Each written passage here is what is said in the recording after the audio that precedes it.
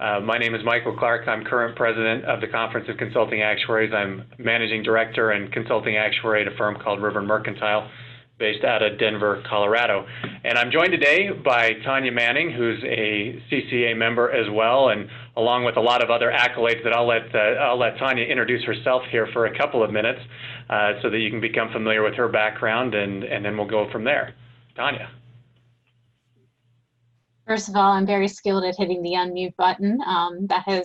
Skill has been refined over the past month, as you can imagine. So a little bit of my history. I graduated from college over 30 years ago, but less than 35. So you can, with no aspirations or interest in being an actuary, but I fell into the profession. I can tell you more about that at some point if you're interested, but it involved a want ad and a need for a job.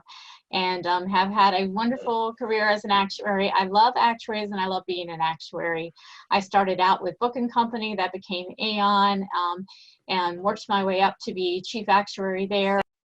I went over to the Internal Revenue Service, where I was a policy actuary for about 4.5 years, and from there I joined Buck, went back to the corporate side as chief actuary, and have since expanded my role from just chief actuary to also U.S. Wealth Practice Center. On my volunteer history, I was an early adopter of the philosophy that you give back once you finally get that hard-earned FSA, and I started off doing things like speaking at EA meetings maybe before I was technically the most qualified person to speak, but it didn't slow me down. I even wrote exam questions, so I've done all kinds of volunteer stuff. It's been a key part of who I am, and talk a little bit more about the roles that I've had in the past and have currently. So that's a little bit about what I'm doing right now. Oh, I also teach a course at Columbia University, Pension Actuarial Science for their graduate program. That is an online course, and the whole university is online, but I was already there beforehand. So doing that, about to send out a final exam next week, Michael. There you go. No, that's impressive. It's amazing that you have time to do anything else with your life with all the other things you're involved with. So obviously, given Tonya's successful career and the various leadership positions she's had, both professionally, the positions with her employers, as well as the professional associations, there's a lot we can learn from Tonya's experiences, and hopefully that's what you'll come away from today's call with is just some ideas and thoughts about how hopefully you can apply some of the lessons that Tonya's learned over her career and apply them to your own career.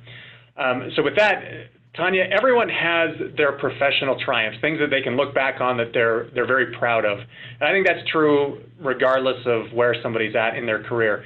Can you share with us maybe one or two of your triumphs that you consider to be some of your maybe greatest achievements? The first greatest achievement I would look back on was getting my fellowship. And I know that sounds like something a lot of people would say, but that was really important to me when I was an actuary in our North Carolina office at my employer at the time. There weren't that many female fellow actuaries hanging out. And there were plenty of fellow actuaries who I was very determined to not be anything less than what the credentials they had. I'm a very stubborn person. Once I set my mind to it, I have very little tolerance of not completing a task. So you could say I was an FSA out of just pure stubbornness. But it also is a very important box to check and opens so many doors for me. And I'm a real big advocate for people to get that full designation, especially women in the profession. But being chief actuary, I mentioned that at my first employer, was the only female chief actuary at a sizable practice firm at that time. At a very young age was quite an achievement. I was very honored to have that opportunity, and was an exciting thing for me. So that's been a big deal. On the volunteer side, yeah, every little volunteer opportunity was actually a big opportunity for me, just from the first time I was asked to join the EA program committee. which was a big deal for me at the time. That was a big accomplishment up to when I was elected to be president of the Society of Actuaries. That was tremendous for me, and much more so in retrospect than it was at the time.